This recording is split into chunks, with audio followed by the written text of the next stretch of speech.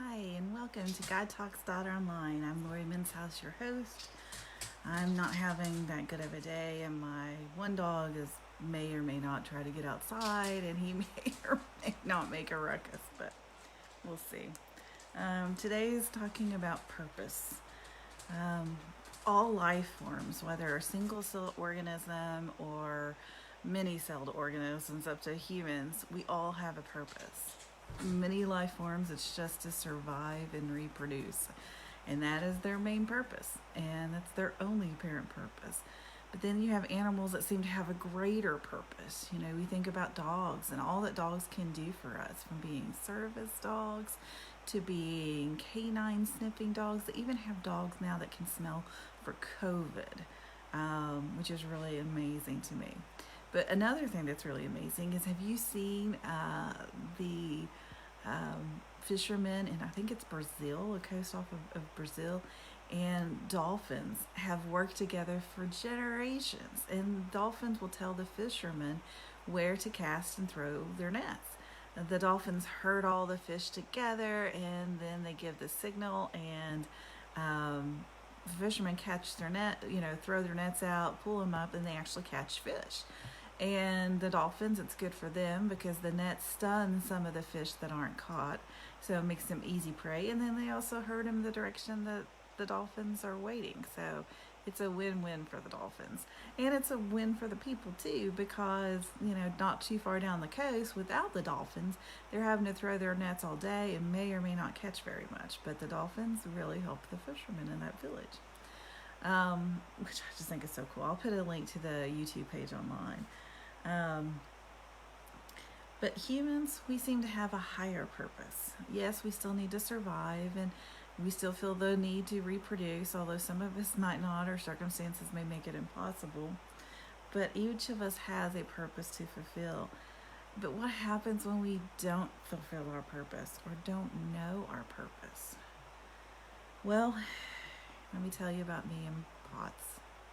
So I came down with POTS, and it's a crappy illness. I will just tell you straight off. But I kept thinking, another treatment plan, another this, another that, and I'll be back to a mostly normal life. It didn't quite work out that way.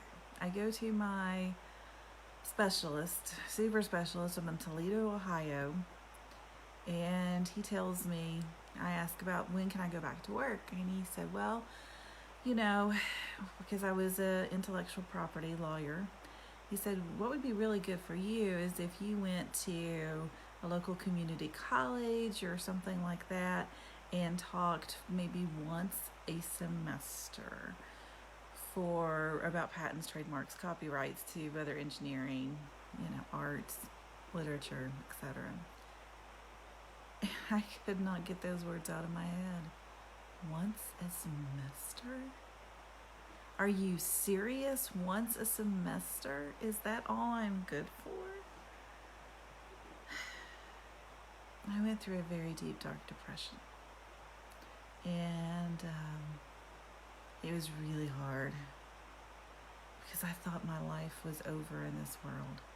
I didn't think I could do anything because I was so limited.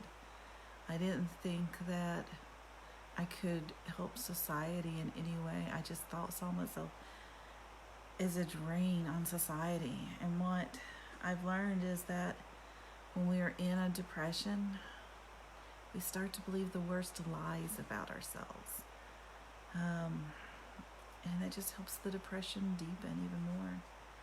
Thankfully, I went through private counseling and group counseling, and had lots of prayers for me for healing, which is another message in the future. But what I did is I found that we could have a new normal, and I could have a new normal. Everything will be different. You can never go back to the way you had it.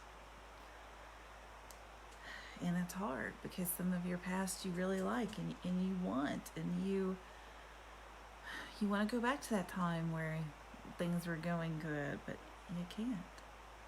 And secondly, you have to accept a new way of living, and that means changes, most of which are not going to be pleasant.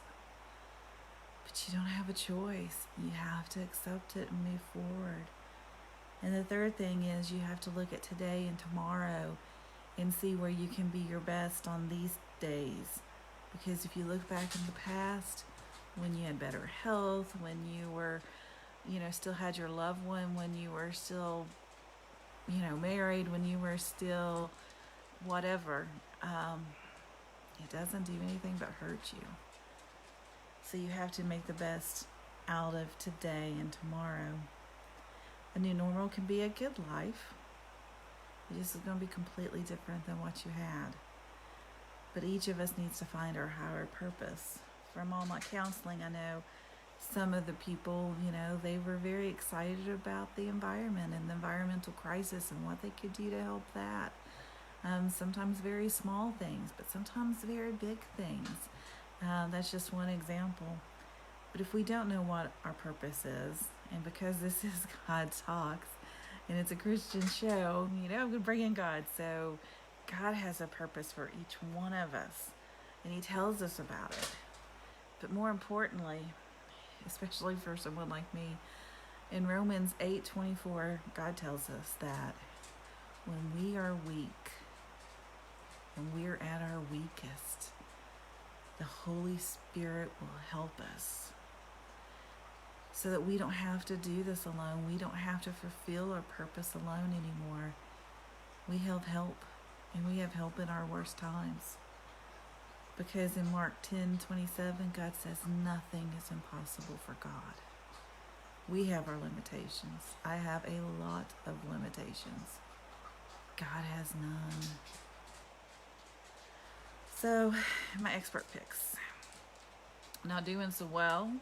Again, kind of hanging with the main experts because we saw the brilliance of week 1 and we saw the flashes of brilliance and we thought, yay, and but they were a week 1 flash of brilliance and may or may not see them again. So back to reality, as one family member said. Carolina's looking really good. Didn't expect them to look this good, but they do. Houston, didn't expect them to look this good, but they do. With Tyrod Taylor being out, I'm giving the edge to Carolina Panthers. So join me on Wednesdays and Saturdays at 12:30. You can catch us online on our Facebook page or our YouTube page, GodTalks.Online. Good luck and God bless.